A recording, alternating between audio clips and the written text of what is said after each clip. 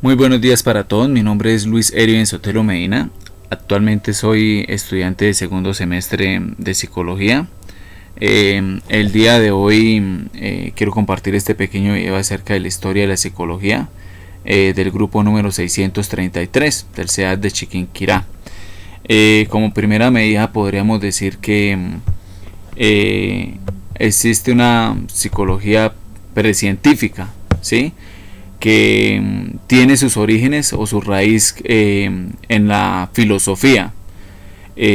Podemos recordar que entre los principales aportes que dio la filosofía a la psicología, primero que todo era que tenía unas características. Por ejemplo, era decir que era dualista, es decir, que considera al hombre como un compuesto de cuerpo y alma.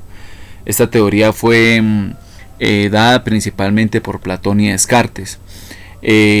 Como primera medida podemos decir de que en esa psicología precientífica, en cuanto a los aportes de la filosofía, también era empírica y experimental, es decir, que hacía de la experiencia y del experimento sus fuentes de conocimiento y métodos de investigación científicas. O sea, es decir, que ellos se basaban básicamente era en eso. También era sensacionista, es decir, que confiaba sumamente en la sensación y que sus principales intereses y objetos de estudio eran la sensación y la percepción. También era asociacionista, es decir, que consideraba la asociación como un proceso fundamental de la mente y procedía a explicar sobre esta base toda la vida mental e incluso la mente misma. Teorías, por ejemplo, formuladas como por John Locke y por David Hume. ¿Por qué considero que es importante como tal estos aportes o hacer en esta línea de tiempo en cuanto a la historia de la psicología resaltar como tal esto? Porque considero que los aportes de la filosofía a la psicología fueron pieza fundamental para su desarrollo como ciencia y hace que se analice al ser humano desde una perspectiva general y realista. Gracias a sus aportes en el estudio de la mente del ser humano han sido un apoyo a lo largo de la historia de la psicología. Entonces, no solamente es como tal también los aportes de la filosofía, sino también la frenología, aportes de la biología, que comenzaron como tal a hacer este proceso para experimentar con animales, para llegar a una psicología científica. ¿Sí? Realmente sin estos estudios, sin estos experimentos, pues no se hubiera podido llegar a hacer lo que la psicología hoy es en día y de los aportes que como tal hace. En la segunda unidad nosotros podemos ver la psicología científica, que es lo que estábamos hablando, es decir, que para llegar a este punto tuvieron que ocurrir muchos eventos, muchos autores, que fueron realmente pieza clave para que la psicología fuera hoy una ciencia, ¿sí?, y pudiera tener su autonomía como tal. Entonces, entre la psicología científica encontró su apoyo en el método científico que fue realizado en los laboratorios, ya que se consideraban que los fenómenos psíquicos y mentales podían ser medidos de manera sistemática, ¿sí? Esta psicología nació básicamente en Alemania, que es considerada la cuna de la psicología científica, dada por este gran autor Wundt, que fue el que elaboró como tal el primer laboratorio científico.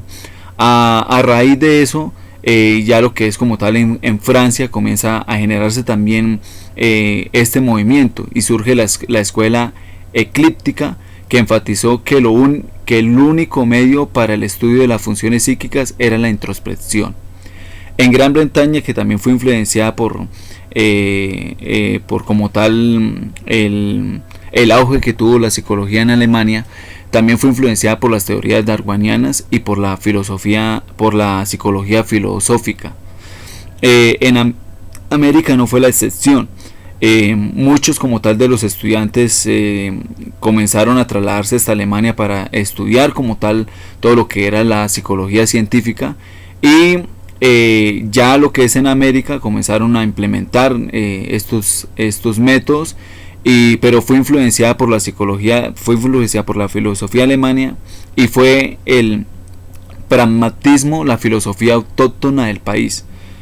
Ya lo que como fue también en Rusia, fue influenciada por la filosofía alemana también, y sus principios metodológicos fueron el materialismo y el determinismo. Porque considero que es muy importante esta parte de la historia para incluirla como tal y resaltarla acá, porque realmente fueron Alemania fue como tal en la que surgió la psicología científica, y fue la que se elaboró el primer laboratorio científico, y a raíz de eso fue gran influencia para los otros países que vinieron a estudiar ahí en Alemania, muchos de sus autores, y comenzaron a llevar esos métodos y esas prácticas a sus países, y comenzaron a elaborar también laboratorios. Y esto ayudó para que en su contexto, en el contexto de cada país, y con los problemas que surgían en cada país, porque quizás de pronto en algunos países era diferente como tal la problemática social que se miraba, comenzaron ellos a realizar experimentos con el fin de mejorar pues la calidad de vida de las personas y de ayudarlas como tal. Entonces ya en la unidad 3 pues pudimos ver lo que es la importancia de las escuelas y de los enfoques psicológicos. Comenzaron pues a surgir como les decíamos pues mucha problema, o sea, a medida de las problemáticas que existieron, pues cada persona, cada país fue implementando ciertos métodos. Cada escuela comenzaron a surgir las escuelas con diferentes métodos para abordar dicha problemática. Se interesaron mucho por varias funciones como tal del ser humano, actividades del ser humano, y es por eso que encontramos la escuela de Würzburg, que estudiaron por primera vez el pensamiento por medio de los métodos experimentales, ya que hasta el momento solo se había abordado desde el punto de vista filosófico. Sin embargo, al ser subjetivo e íntimo, representaba problemas al estudiarlo. Para ello emplearon ejercicios mentales, es decir, que ellos se interesaron no solamente en la parte subjetiva, porque entendieron que cada pensamiento era relacionado con la persona como tal, con su personalidad, con su forma como tal de ver las cosas, su contorno cultural, social, familiar. Entonces querían medirlo de una manera más objetiva como tal, y por eso emplearon los ejercicios mentales. También surgió como tal el funcionalismo, que aborda el estudio de la mente no desde la perspectiva artificial y estática, sino como un conglomerado de actividades, operaciones o funciones que permiten afrontar individualmente situaciones del mundo real. También surge el enfoque cognitivo, que es prácticamente uno de los más utilizados hoy en día, y surge como respuesta a problemas de comportamiento, y es considerada como la ciencia objetiva de la mente, porque apela a la experimentación empírica. ¿Por qué considero que este aporte es importante en el desarrollo de la psicología? Porque la psicología cognitiva, ya por ejemplo hablando de la psicología cognitiva, se ocupa de la mente y lo ve como un sistema de cómputo por la forma en que la mente codifica la información. Como lo mencionaba antes, es uno de los enfoques más utilizados hoy en día. Y según Saiz Anguera, en el libro de la historia de la psicología, en la página 393, la mente es el cerebro, lo mismo que el programa, el software, al ordenador, ¿sí? Al hardware. Es decir, que entre la mente y programa hay una equivalencia funcional. Ambos son similares en su funcionamiento y en su capacidad de manejar la información.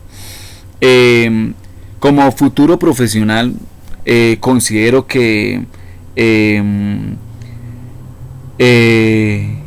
como tal la ética que debo manejar, la ética deontológica que debo manejar, considero que en el área de la psicología debo sentirme con un gran compromiso con la comunidad, brindar mis conocimientos para promover bienestar a las personas, desarrollando un alto sentido crítico, innovador, promoviendo estrategias basadas con un alto valor científico que den respuestas a los procesos psicosociales, además de garantizar como tal la prestación de mis conocimientos y de mis conocimientos para ayudar a las personas, garantizar su estabilidad, garantizar mi acompañamiento en todo el proceso que se requiera, también incluso ya respetar la decisión hasta qué punto la persona quiera ser ayudada o hasta qué punto quiera considerar la ayuda de otro profesional, garantizar los derechos como tal de la persona. Lo que más lo que más me sentiría comprometido es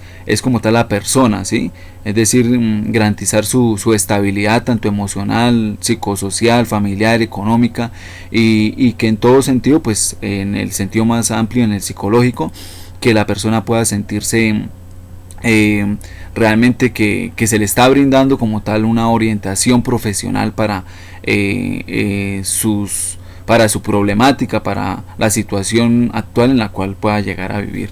Entonces, pues mis bases, mis referencias bibliográficas, pues fueron el libro de Saiz Anguera y el recurso de Educoplay.